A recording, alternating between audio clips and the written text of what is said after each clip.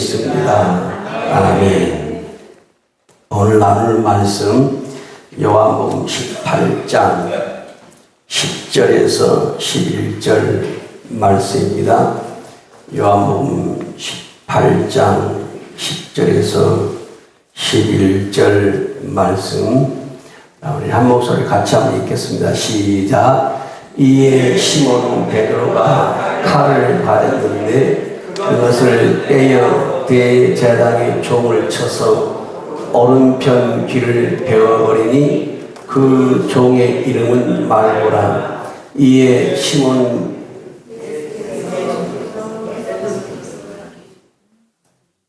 어디 갔어요? 11절 시작. 예수께서 베드로들어 이르시되 칼을 칼집에 꽂으라. 아버지께서 주신 잔을 내가 마시지 아니하겠느냐 하시니라. 다시 한번 볼까요? 10절 시작. 이에 시몬 베드로가 칼을 가졌는데 그것을 떼어 대제사장의 종을 쳐서 오른편 귀를 베어버리니 그 종의 이름은 말고라. 이에 시몬 예수께서 베드로 들어. 자, 우리 안성 집사님 빨리빨리 넣으면 안 됩니다 말이에요. 같이 또박또 같이 가야 되니까. 11절 시작. 예수께서 베드로 들어 이르시되 칼을 칼집에 꽂으라. 아버지께서 주신 잔을 내가 마시지 아니하겠느냐 하시니라. 아멘. 자, 말씀 제목 한번 같이 읽읍시다. 시작. 칼로 하나님의 계획을 무너뜨리지 말라. 자, 뭘로 하나님의 계획을 무너뜨리지 말라 했어요? 칼로 하나님의 계획을 무너뜨리지 말라. 요리사가 칼을 쓰면 귀한 음식이 만들어집니다. 그런데 강도나 살인자들이 칼을 쓰면 사람을 죽이는 거예요.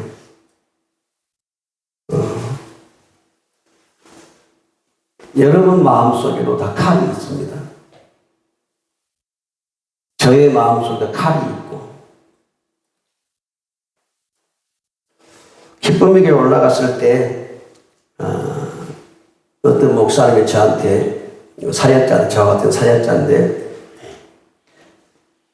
홍 목사님, 예, 그랬더니 홍 목사님 마음속에 칼이 있는데요, 그런 거야.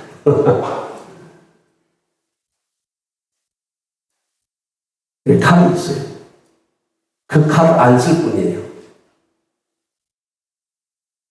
사람들 마음속에는 칼이 있습니다. 이제 그 칼을 쓰는 사람이 있고, 칼을 안 쓰는 사람이 있고, 사람마다 다르겠지만 다 사람들의 마음속에 칼이 있어요. 오늘 말씀을 통해서 성령님께서 우리에게 주시는 이 말씀을 통해서 여러분들이 마음의 귀로 들을 수 있기를 바랍니다. 자, 오늘 말씀을 그럼 다시 한번 읽겠습니다. 시작. 이에 시몬 베드로가 칼을 가졌는데 그것을 떼어 대제사장의 종을 쳐서 오른편 귀를 베어버리니 그 종의 이름은 말고라. 예수께서 베드로 들어 이르시되 칼을 칼집에 꽂으라. 아버지께서 주신 잔을 내가 마시지 아니하겠느냐 하시니라. 아멘. 자, 예수님을 가룟유다가 은 30냥에 이제 팝니다. 그리고 가룟유다가 예수님을 세력에 잡기 위해서 군대를 동원하고 대제사장의 그 하속들, 무리들을 동원해서 예수님을 잡으러 오는데 칼과 몽치, 예수님을 잡으러 오는데 칼을 들고 오고 망치를 들고 오는 거예요. 예수님이 무슨 살인자가 아니고 예수님이 싸움을 잘하는 사람도 아니고 그 예수 한 사람 잡기 위해서 칼을 들고 오고 망치를 들고 오고, 그것은 예수님을 죽이겠다는 분명한 그 행위고 의도를 드러내는 거예요. 그런데 이때 예수님의 제자 가운데 시몬 베드로가 칼을 가지고 있었어요. 칼을 가지고 있다가 그 가룟 유다가 데리고 왔던 그 무리들 가운데 예수를 잡으려고 하니까 베드로가 품에서 칼을 끄집어내가지고 대제사장의 종 말고라는 사람의 오른쪽 귀를 그냥 잘라버렸어요. 베드로가 예수님을 지키고 보호하기 위해서 최선의 일을 다한 것입니다. 만약에 다른 제자들에게도 칼이 있었다면 똑같이 칼을 빼가지고 가룟 유다를 처리하고 그리고 군인들과 대제사장의 종들을 처리했을 것입니다. 만약에 그 자리에 저와 여러분이 있었다면 우리도 칼을 가지고 있었더라면 칼을 빼서 베드로처럼 그렇게 했을 것입니다. 그렇게 하는 것이 예수님을 위해서 우리가 옳은 일이다, 잘한 일이다 이렇게 우리가 판단하고 생각하기 때문에 우리도 칼을 빼서 그렇게 그들을 대적했을 거예요. 근데 예수님 생각은 달랐어요. 예수님 생각은 베드로의 생각과 전혀 달랐습니다. 그리고 베드로에게 예수님이 뭐라고 말씀하냐면 베드로야 칼을 칼집에 꽂으라 그러는 거예요. 마태복음 26장 52절을 보게 되면 주님 베드로에게 뭐라고 말씀하냐면 내 칼을 도로 칼집에 꽂으라. 칼을 가지는 자는 다 칼로 망한다고 했어요. 자, 마태복음 26장 50을 읽어볼까요? 시작. 이에 예수께서 이르시되 내 칼을 도로 칼집에 꽂으라. 칼을 가지는 자는 다 칼로 망하느니라.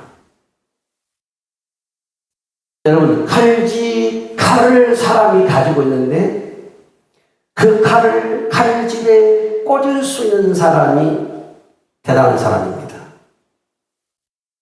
칼을 빼서 쓰는 사람이 대단한 사람이 아니고 칼을 칼집에 꽂고 빼지 않고 계속 인내할 수 있는 사람이 대단한 사람이에요.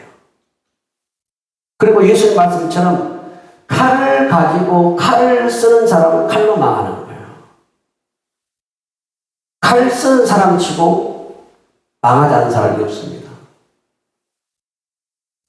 그래서 예수님이 베드로에게 네 칼을 칼집에 꽂아라. 칼을 가지고 칼을 쓰는 자는 칼로 망한다. 그러면서 예수님이 뭐라고 오늘 본문에서 말씀하냐면 아버지께서 주신 잔을 내가 마시지 않겠느냐 그랬어요. 자, 마태복음 26장 53절 54절 시작.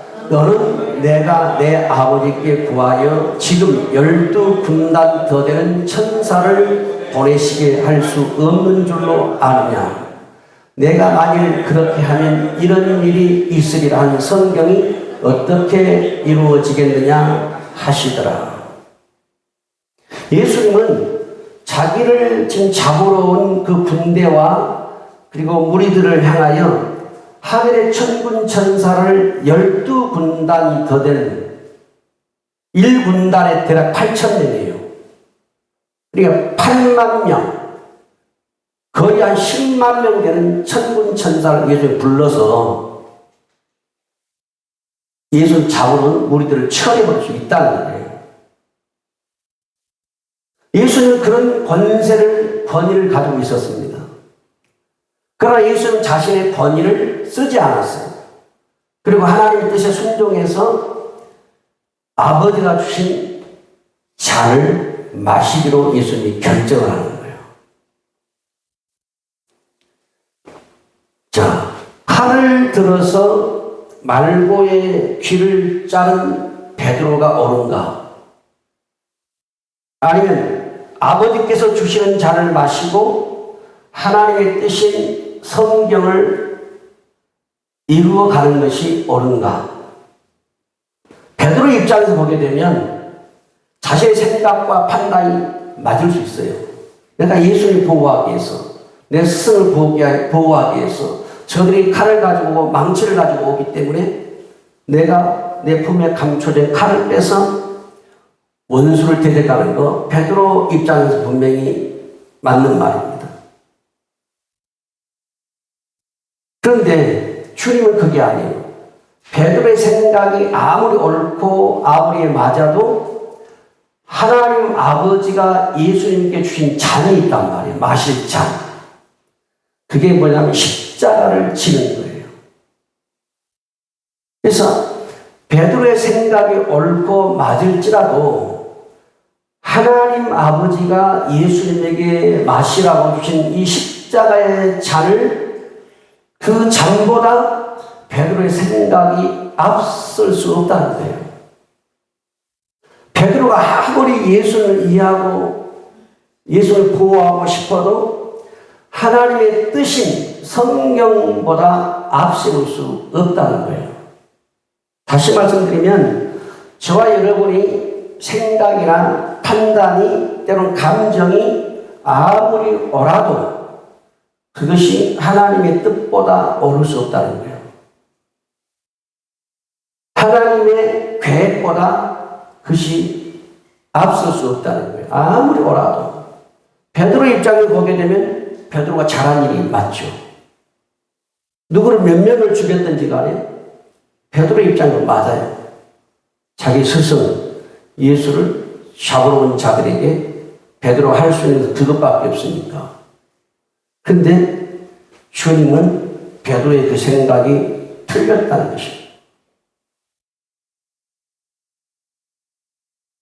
베드로의 그런 행위가 하나님이 예수님께 마시라고 하는 그 잔을 되돌려버리는 행위가 되고, 베드로의 그런 행위가 예수님께서 모든 인류의 죄를 짊어지시고 십자가에 죽으셔야 될 이 하나님의 계획, 성경의 섭리를 역행하는 것이기 때문에 베드로의 생각이 맞아도 옳아도 주님 모실 때 틀렸다는 것입니다.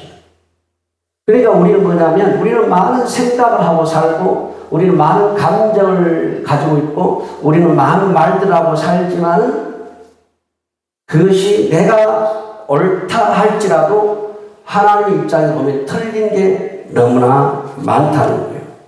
그런데 우리는 우리의 생각과 우리의 판단과 우리의 감정을 앞세워서 주님의 뜻을 가로막을 때가 참 많아요. 예를 들면 우리 성도들 가운데 성령의 감동을 받아서 기도하다가 성령의 감동을 받아서 내가 하나님 일을 해야 되겠다, 이런 일을 내가 해야 되겠다 하고 감동이 왔다는 말이에요. 근데 그 일을 할 때 그 일을 하려고 하니까 비용도 많이 들어요. 비용도 들기도 하고 또 노동력이 들어갈 수가 있고 또 많은 시간이 들어갈 수가 있어요. 그래서 그런 일을 비용과 노동력과 많은 시간이 들어간 일을 하려고 내가 성령의 감동으로 결단했을 때 그 일을 막는 사람도 있을 수 있다는 거예요. 부부가 믿음이 다르니까 그럴 수 있겠죠. 친구가 믿음이 다르니까 그럴 수 있겠고 성도가 성도의 믿음이 다르니까 그럴 수 있겠어요. 당신이 그렇게까지 할 필요가 있어 라고 말할 수 있어요. 당신이 뭔데 그렇게까지 할 수 있어. 당신이 아니어도 다른 사람이 있잖아. 왜 꼭 당신이 해야 되는데? 이렇게 뭔가 성령의 감동에 의해서 하나님의 일을 하려고 할 때 그것을 지지하고 밀어주고 격려하고 할 수 있도록 독려하고 하는 사람은 있지만 때로는 반대에 부딪힐 수 있다는 거죠. 그리고 반대에 부딪히면 이 사람은 성령의 감동으로 지금 뭔가 움직이려고 하는데 그 성령의 감동이 꺾이게 되므로 심령이 상하게 되는 거예요. 더 나아가서 하나님의 뜻이 사람에 의해서 막히게 되는 거예요. 그렇게 되면 하나님이 그 사람을 쓰시려고 하는데 그 계획이 사람에 의해서 막힐 수 있다는 거예요.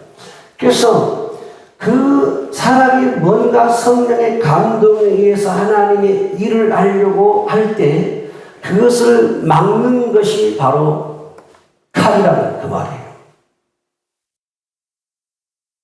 진 예수님 베드로의 칼집에 꽂으라는 거예요.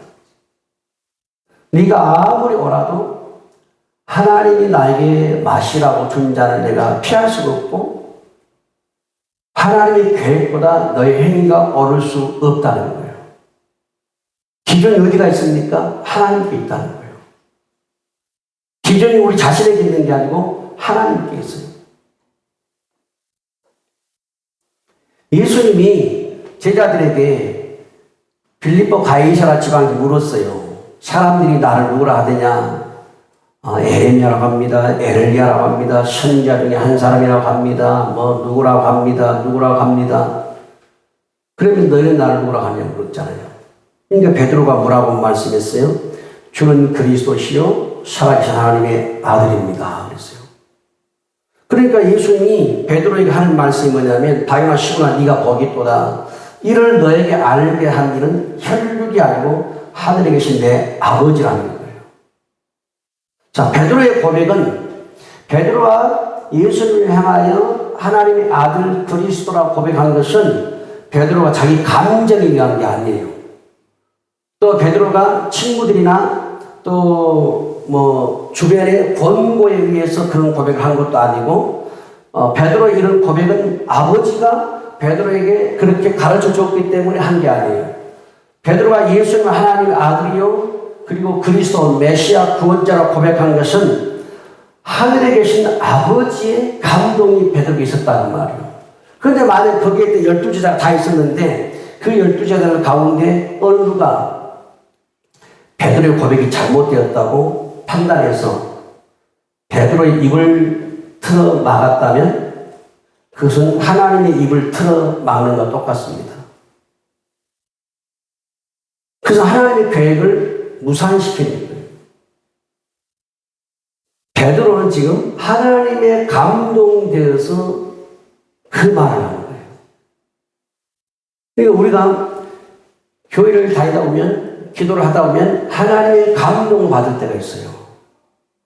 남이 하지 않는 일, 남이 할 수 없는 일, 남의 눈에 보이지 않는 것, 남의 귀에 들리지 않는 어떤 일, 그것들이 내게 들려지고 나에게 보여지고 그리고 그걸 놓고 기도했을 때 성령의 감동을 받을 수가 있어요. 그 성령의 감동으로 하는 어떤 행위에 대해서 우리가 꼭 네가 해야 되겠냐, 꼭 당신이 해야 되겠냐, 다른 사람도 있지 않아. 이것은 칼로 성령의 감동을 막는 것입니다. 주님께서 베드로에게 칼집에 꽂으라는 거예요. 내가 아버지가 주신 잔 내가 마셔야 되겠다는 거예요. 아버지의 그 말씀을 내가 이루어야 되겠다는 거예요. 그래서 우리는 뭐냐면 성령님의 감동보다 자신의 생각과 판단을 앞세워서 하나님의 일을 막아서는 안 된다는 거예요.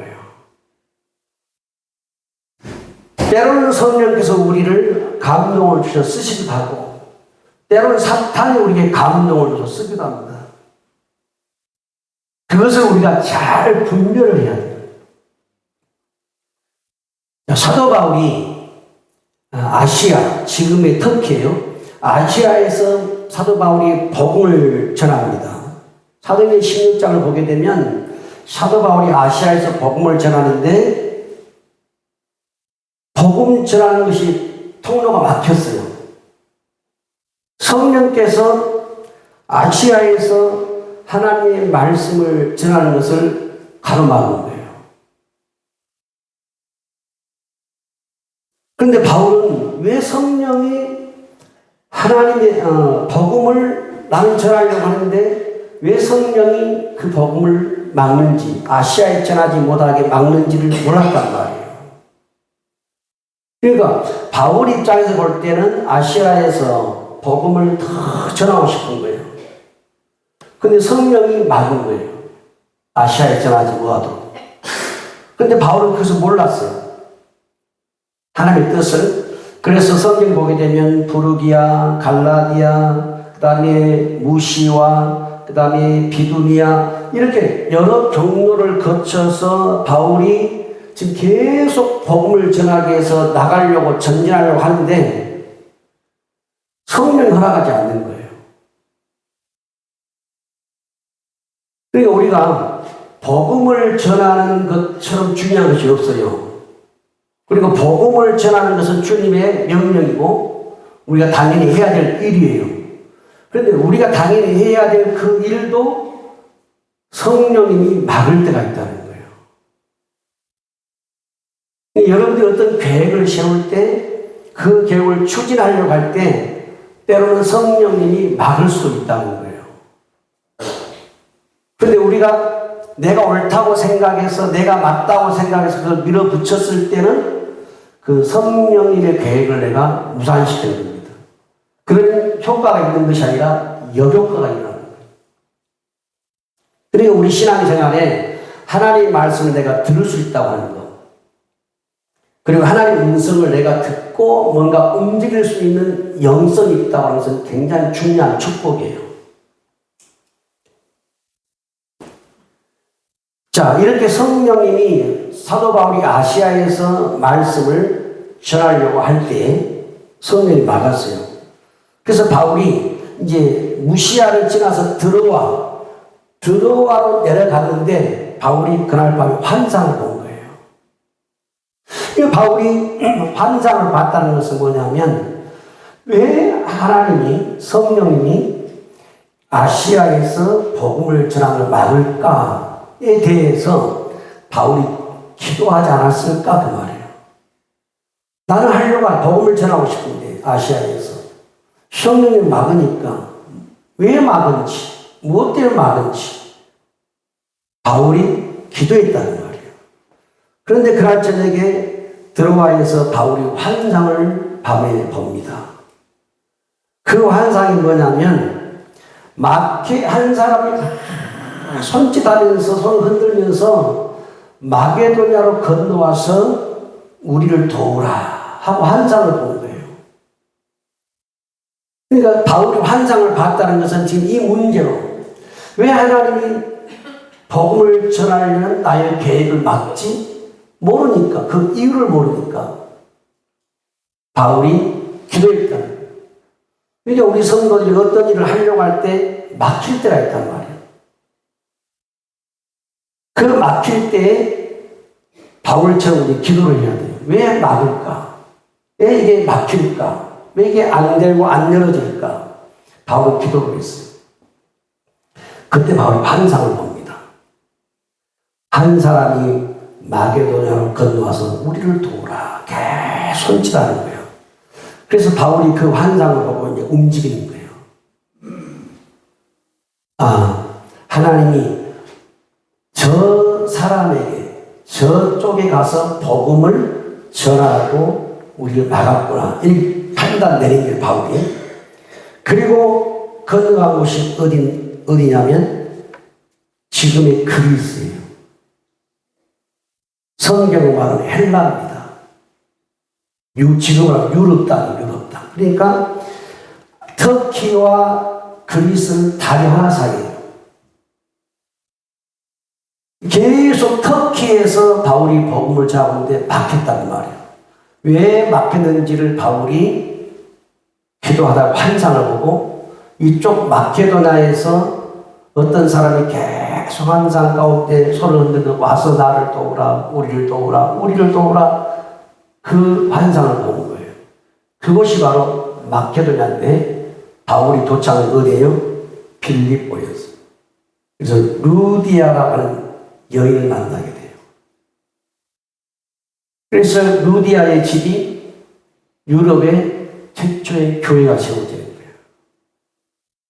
그러니까 아마 이렇게 보게 되면 막 그쪽의 환상 가운데서 그 사람이 루디아가 될 수도 있고 또 다른 사람일 수 있어요. 유럽 쪽의 사람일 수 있지만 누가 유럽 쪽에서 계속 복음을 듣기를 원했을 거예요.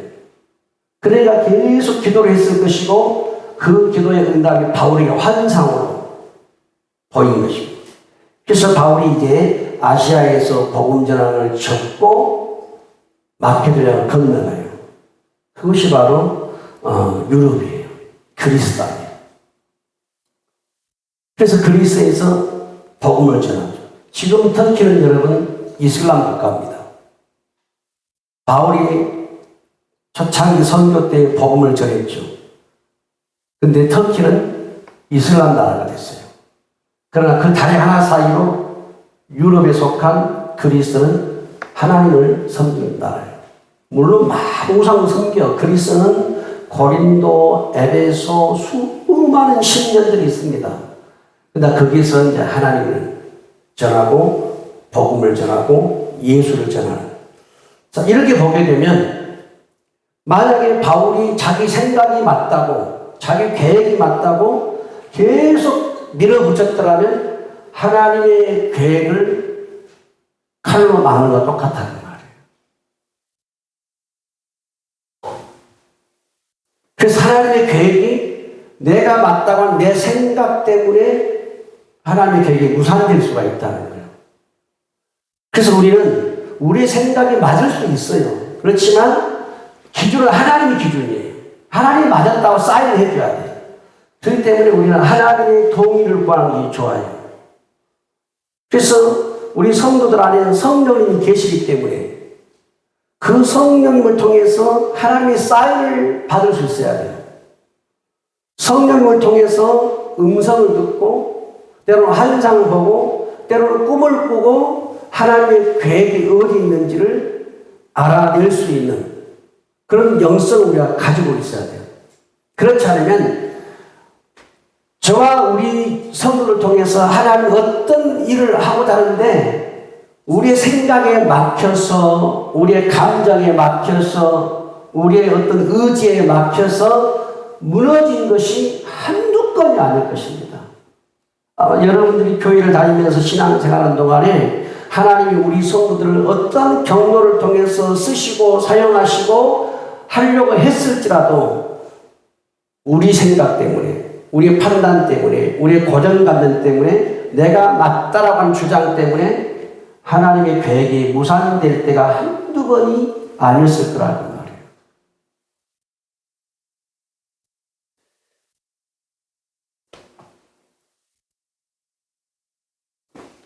성경 오늘 말씀 보면 여러분 주님이 마셔야 될 잔이 있고요. 또 우리가 마셔야 될 잔이 있습니다. 자, 누가복음 9장 23절 볼까요? 시작. 또 우리에게 이르시되 아무든지 나를 따라오려거든 자기를 부인하고 날마다 제 십자가를 지고 나를 따를 것이다. 지금 예수님께서 주님을 따르는 모든 사람들에게 요구사항이 뭐냐면 각자가 져야 될 십자가가 있다는 거예요. 우리 성도들의 십자가의 그 크기, 사이즈, 무게는 다 달라도 전부 다 우리 성도들이 져야 될 십자가가 있다는 거예요. 우리 예수님도 십자가를 졌습니다.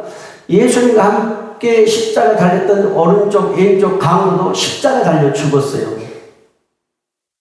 죄인은 죄인의 십자가를 졌고 의인은 의인의 십자가를 졌고 그런 것처럼 우리 모든 성도들도 다 자기가 져야 될 십자가가 있습니다.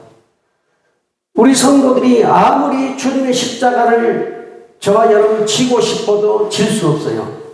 저와 여러분이 주님의 십자가를 지고 죽었을 때는 우리가 인류를 구원할 수 없습니다.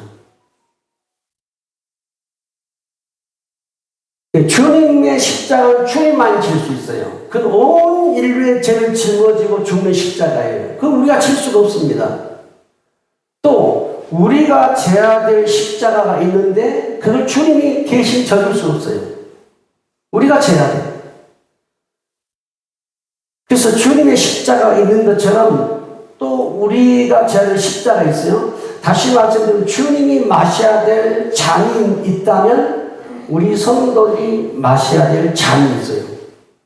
여러분의 가정에 예를 들어서 어떤 문제가 왔을 때 그것은 주님께 올려드리고 주님께 맡기고 주님께 기도하기도 하지만 그 문제는 또한 여러분들이 짊어져야 될 십자가인 것입니다. 그 여러분들이 마셔야 될 잔이에요. 그 잔을 마시면서 그 십자가를 짊어지면서 이 잔을 내가 마실 수 있는 능력, 그리고 이 십자가의 이 고통, 이것은 능력, 이 능력과 힘을 달라고 우리는 기도할 수 있는 것이고, 이걸 주님께 내어드릴 수 없다는 말이에요. 우리가 주님을 따를 때 자기 생각이나 자기 판단도 우리가 부인을 해야 될 때가 많아요. 가족들이나 또 친구들이나 그런 판단도 우리가 부인할 때가 많아요. 왜냐하면 다 믿음이 다르기 때문에 어떤 사람은 성령의 감동으로 지금 하나님의 일을 계획하고 추진하고 하려고 하는데 남편이 막을 수가 있어요. 아내가 막을 수가 있고 자식이 막을 수가 있고 성도가 막을 수가 있단 말이에요. 그런데 베드로가 지금 예수님이 마시는 잔을 뭘로 막습니까? 칼로 막는 거예요. 지금 베드로가 칼로 예수님이 마실 잔을 취소시키려고 하는 거예요. 그것은 베드로가 자기가 옳다고 생각하기 때문에. 그래서 예수님이 그걸 아시고 베드로에게 칼을 칼집에 도로 꽂으라는 거예요. 하나님이 나에게 마시라고 한 이 십자가의 잔을 내가 땅에 비워버릴 수 없다는 거예요. 내가 마셔야 된다. 그래서 칼을 칼집에 꽂으라는 거예요. 마찬가지로 오늘 우리가 하나님의 어떤 특정한 일을 하려고 할 때 그것을 누군가가 취소시키려고 누군가가 그걸 막으려고 한다는 것은 칼로 하나님의 계획을 무산시키는 것 똑같다는 거예요.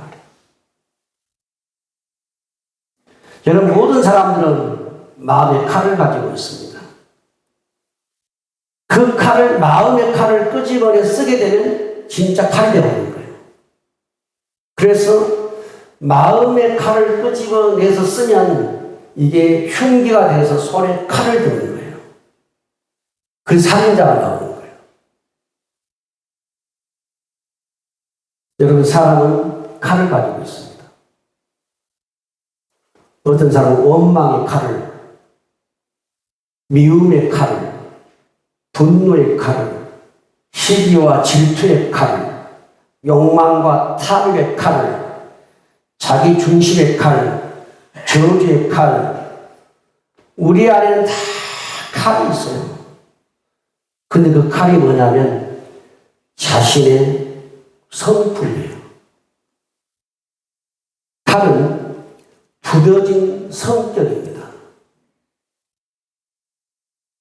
칼은 자기가 옳다고 생각하는 자기의가 칼이라는 말이에요. 그러니까 자신의 성품과 굳어진 성격과 자기가 옳다고 생각하는 자기의의 칼을 빼들면 하나님의 뜻을 내가 무산시킬 수 있다는 거예요. 왜? 내가 다 맞기 때문에. 지금 베드로가 그거잖아요. 자기가 옳다는 거예요. 그래서 칼을 들었거든요. 근데 주님이 뭐냐면 베드로가 틀렸다고 말씀하는 거예요. 네가 칼을 들므로 아버지가 내게 준 십자가 잔을 내가 마실 수 없다는 거예요. 네가 칼을 들 때 아버지 계획이 무산되고 성경의 기록이 무효가 된다는 거예요. 여러분, 성경을 사도 바울 에베소서에서 성경을 뭐라고 했냐면 하나님의 말씀 곧 뭐라고 했어요? 성령이 뭐라고 했어요? 칼이라고 했어요. 하나님의 말씀 곧 성령의 검을 가져라고 했어요. 그러니까 여러분들이 성경을 읽고 성경을 묵상하고 하시는 분들은 이 성경 말씀이 칼이에요, 칼. 무슨 칼이에요? 내 욕심을 잘라버리는 칼.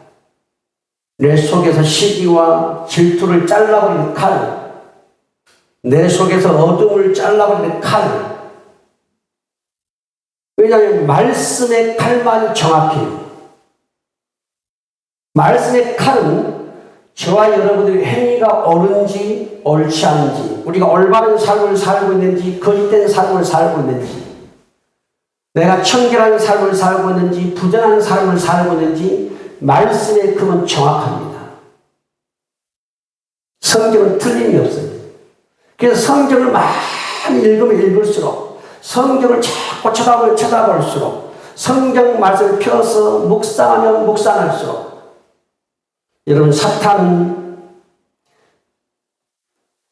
말씀을 많이 읽는 사람을 무서워하지 않습니다. 사탄은 말씀대로 사는 사람을 무서워합니다. 사탄은 기도를 많이 하는 사람을 무서워하지 않아요. 사탄은 기도대로 살려는 자를 무서워하는 거예요. 사탄은 찬송하는 자를 무서워하지 않습니다.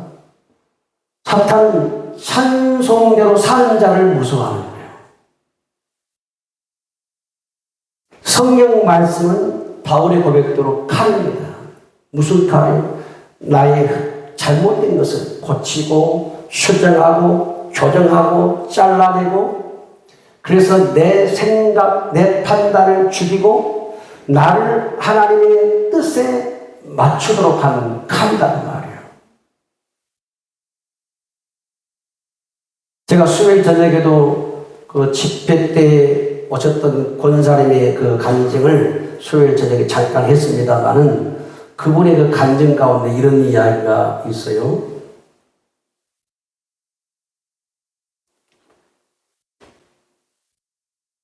그러니까 교회에서 어떤 강구가 됐을 때 아마 그 권사님이 그 강구에 대해서 좀 마음적으로 미적미적 됐는가 봐요. 내가 해야 될까? 안 해야 될까? 미적미적 됐는가 봐요. 그런데 누군가가 그 광고를 듣고 그 일을 해놓은 거예요. 섬긴 거예요.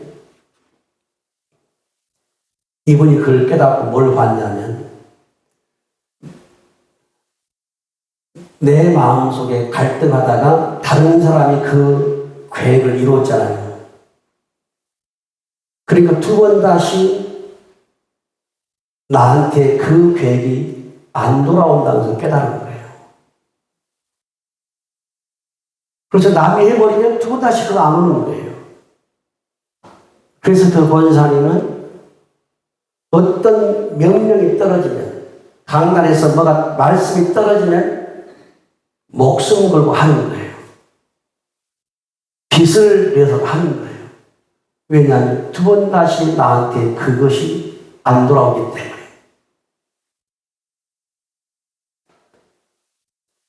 무슨 말씀이냐면, 우리들이 내 생각이 맞을 수도 있고 옳을 수도 있어요. 그런데 하나님의 생각보다 맞을 수는 없어요. 아무 내가 옳고 맞아도 하나님이 보실 때는 다 틀릴 수가 있어요. 그래서 기준은 뭐냐면 하나님이 돼야 돼요. 그리고 기준은, 저와 여러분의 하나님의 기준은 어디서 찾을 수 있어요? 말씀에서 찾는 거예요. 말씀에서. 그래서 여러분들이 성경을 많이 읽으면 읽을수록, 여러분, 그리고 기도를 많이 할수록, 그리고 감사와 헌신과 찬송을 많이 하면 할수록 분명히 하나님의 뜻에 자기를 초점을 맞춰가게 돼 있어요. 그래서 우리 성도님들이 성경을, 말씀을 읽을 때, 또 교회에서 말씀을 들을 때 이 말씀의 검으로 나한테 제거해야 될 것이 무엇인지, 나를 향한 하나님의 계획이 있고 하나님의 뜻이 있는데 내 생각이 옳다고, 내가 맞다고, 나의 감정이 맞다고 했을 때 하나님의 계획이 무산될 수 있다는 거예요. 그래서 말씀을 통해서, 성령의 음성을 통해서 내가 혹시 베드로처럼 칼을 들어 주님의 계획을 무산시키는 자가 아닌지, 그래서 우리는 성령의 검을 가지고 내 속에 있어서 안 될 것들을 정리하고 자르고 베어내는 이 작업을 잘해야 돼요. 오늘 베드로가 자기 스승 예수 그리스도 잡히니까 예수님을 생각한다고 예수를 보호한다고 하는 행위는 인간적인 측면에서 맞는 말이에요. 그런데 하나님의 계획에서 볼 때 틀린 겁니다. 오늘 우리 성도님들을 향한 하나님의 계획이 무궁무진해요. 그런데 내 생각이 앞서니까, 내 판단이 앞서니까, 내 감정이 앞서니까, 내 마음에 있는 그 칼로 하나님의 계획을 다 무산시킬 때가 한두 번이 아니에요. 한두 번이 아닙니다. 그래서 우리가 말씀을 읽을 때, 기도할 때 어떤 성령의 감동이 우리에게 왔을 때 내 생각, 내 감정, 내 판단을 뒤로 물리칠 수가 있고 물리쳐야 되고, 그리고 하나님의 뜻이 무엇인가. 이 주님은 모든 인류가 마시기 싫어하는 잔을 마셨어요. 십자가의 잔이에요. 그것이 하나님의 뜻이기 때문에, 그것이 하나님의 계획이고 성경의 계획이기 때문에 우리도 마찬가지예요. 저와 여러분들이 하나님께 쓰임받는 성도가 되기 위해서, 또 성령님께서 우리 성도를 쓰시는 사람이 되기 위해서는 내 마음속에 있는 칼을 처리해야 돼요. 내 마음속에 있는 칼을 칼집에 꽂아야 돼요. 그것이 하나님의 계획을 막기 때문에, 그것이 하나님의 섭리를 흔들어버리기 때문에. 그래서 내 생각, 내 계획, 내 감정들을 말씀의 힘으로 잘라내고, 주님이 나를 쓰신다고 할 때, 성령이 나를 쓰신다고 할 때 마음껏 언제든지 쓰시라고. 그래서 우리 성도님들은 누군가 주님 일을 한다고 하면, 누군가 하나님 일을 한다고 하면 마음껏 하라고 격려하고 기도해주고 힘을 실어주고 용기를 주고 그렇게 해야 된다. 왜냐하면 그 사람의 계획이 하나님의 감동이 온 것이라면, 성령의 감동이. 그래서 물으세요, 여러분들이. 부부간에도 남편이 뭔가 주님 일을 사고 싶고 교회를 위해서 뭔 일을 하고 싶은데 남편이 하려고 한다. 그럼 아내가 물어보세요. 여보, 성령의 감동이 왔냐고 물어보세요. 주님이 감동을 주셨냐고 물어보세요. 근데 만약에 주님의 감동이 주셨고 성령의 감동이 왔는데도 내가 반대한 것은 칼을 들어서 그 계획을 무산시켜요. 그래서 성령의 감동이 온 것이라면, 주님의 감동에 된 거라면, 우리 성도님들은 남편이 주님을 위해서 살고자 하는 그 일, 아내가 주님을 위해 살고자 하는 그 일을 어떻게 하겠어요? 지지하고 격려하고 힘을 보태주고 힘을 실어주고 더 할 수 있도록 용기를 주고. 그래서 내 마음속에는 칼로 나를 움직이는 것이 아니라 성경의 말씀에 의해서 우리 성도들이 움직여지는, 성경의 말씀에 의해 따라가는 우리 성도님 되시기를 우리 예수님을 축복합니다. 기도하겠습니다. 하나님 아버지, 사도 베드로가 예수님이 잡혀갈 때 칼을 들었습니다. 칼을 빼서 대제사장 종의 말고의 귀를 잘라버렸습니다. 그때 주님은 베드로의 칼을 칼집에 도로 꽂으라고 말씀했고, 마태복음에서는 칼을 쓰는 자는 칼로 망한다고 했습니다. 베드로는 하나님의 계획을 자신의 칼로 막았습니다. 그것이 옳다고 생각하기 때문입니다. 그런데 우리도 이렇게 살아갈 때 너무나 많습니다. 하나님께서 우리의 성령에 감동을 주고 설교를 들을 때, 성경을 읽을 때 많은 감동을 줬을 것인데, 그 감동을 내 마음의 감정의 칼로, 내 성품의 칼로, 고정관념의 칼로 하나님의 계획을 무너뜨릴 때가 많았습니다. 성령 하나님